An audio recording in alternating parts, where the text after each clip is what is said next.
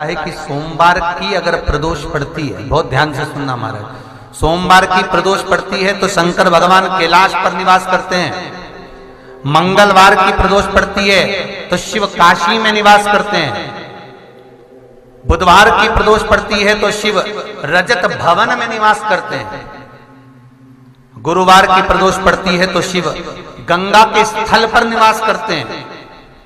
शुक्रवार की अगर प्रदोष पड़ती है तो शिव नीलकंठ पर विराजमान होते हैं।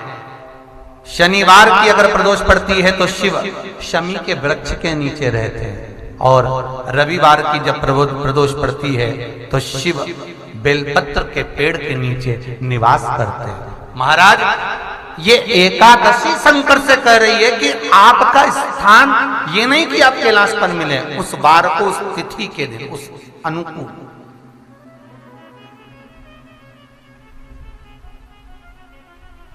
हमारे यहां कहते हैं सोमवार की जो प्रदोष पड़ती है वो इच्छा पूर्ति करती है। मंगलवार की प्रदोष रोग से मुक्ति देती है। बुधवार की प्रदोष कामना की पूर्ति करती है।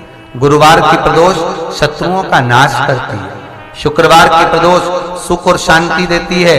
शनिवार की प्रदोष संतान का सुख देती है। और रविवार की प्रदोष जो काम दुनिया में कोई नहीं कर सकता वो अचूक फल की प्राप्ति रविवार की प्रदोष करा देती है। महाराज ऐसी प्रदोषों का नियम वर्णन किया चाहिए। भगवान कहते ठीक है तू थोड़ी देर खड़ी हो। एकादशी सम्मुख खड़ी हुई। पार्वती जी ने जिस अंगुष्ठ का जल पीने के लिए लिया था हाथ में, बस पीने ही वाली थी, शंकर भगवान ने वही हाथ में जल लेकर एकादशी के हाथ में उसको देकर कहा ले, ये मेरे द्वारा निर्मित एक व्रत है जिसे त्रयोदशी के दिन तूने मांगा है, मैं तुझे देता हूं। आज इस व्रत का फल मैं तुझे प्रदान करता हूं। अब तू जिस जीवात्मा को लेकर जाएगी उसका पाप प्रबल नहीं होगा। किसी स्त्री, पुरुष, बालक, बुजुर्ग जो भी होगा जिसने प्रदोष का व्रत करा होगा वो जीवात्मा को तू किसी फल की कामना से नहीं स्वतः ही लेकर चली जाए। उसमें कोई कामना नहीं है। बन सके जीवन में 11 प्रदोष या 26 प्रदोष करने के बाद आप उसका उद्यापन कर विराम भी दे सकते।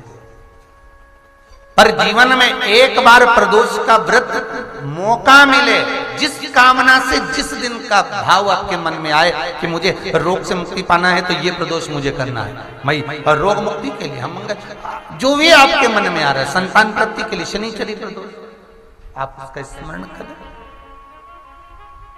फिर लिखा शिव महापुराण में, बड़ा सुंदर लिखा वेदव्यास जी ने, मान लो आप प्रदोष का व्रत नहीं कर सकते,